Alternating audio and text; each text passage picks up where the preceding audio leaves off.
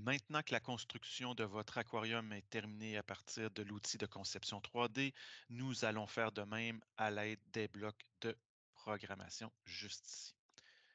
Donc, premièrement, nous allons faire l'analyse de la situation, donc c'est-à-dire que nous allons aller choisir les blocs que nous pensons avoir besoin pour créer notre objet. Donc, commençons avec notre bloc de début de phrase et nous allons le renommer l'aquarium. Nous allons avoir besoin d'un solide, soit le cube, que nous allons transformer dans quelques instants en prisme rectangulaire. Nous aurons besoin également d'un outil de creusage, juste ici. Nous allons changer les dimensions également. Dans la section modifier, nous allons devoir déplacer nos objets et créer des groupes. Donc voilà, je pense que nous avons les blocs nécessaires. Je vais faire une capture d'écran et si j'ai besoin de m'y référer, je pourrai le faire dans quelques instants. Donc, je vais mettre à la poubelle les blocs suivants et je vais garder seulement mon cube. Je vais ouvrir ma zone de visualisation comme ceci.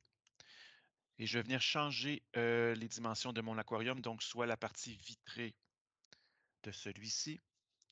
On se rappelle, on avait ajouté 5 mm à chacune des mesures, donc je vais mettre 115 mm pour celle-ci, 55 et 75 mm pour la hauteur. Donc, on regarde qu'est-ce que ça donne. Donc, et voilà. Rappelons-nous que la moitié de notre solide se retrouve en dessous du plateau de conception. Donc, je vais devoir déplacer l'objet selon l'axe des Z, l'axe bleu qu'on voit juste ici, et je vais le déplacer de la moitié de la hauteur, soit 37,5 mm. C'est fait. Donc, on va ajouter maintenant notre outil de creusage qui va représenter le volume d'eau total de l'aquarium. Donc, on va appuyer sur le perçage juste ici. On va mettre les dimensions que nous avions trouvées suite à la résolution du problème mathématique. Donc, 110 par 50 par 70 mm. On observe. Encore une fois, notre outil de creusage se retrouve en partie sous le plateau. Donc, je vais le déplacer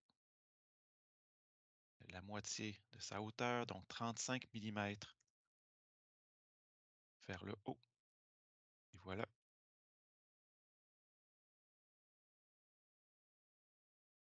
Et en plus, je vais ajouter 5 mm à ce déplacement, comme nous l'avions fait avec l'outil de conception 3D. Donc, le déplacement sera de 40 mm au total. Je vais garder une partie en dessous de l'aquarium, une partie vitrée. Et voilà, on voit que notre outil de creusage a été bien placé au centre. Et il me reste à venir grouper les deux objets, comme ceci.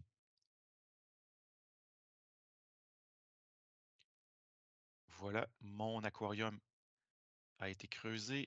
L'intérieur, donc l'ouverture, son volume est maintenant de 385 cm3 et je vais venir ajouter de l'eau à l'intérieur. Donc, je vais venir encore choisir mon cube.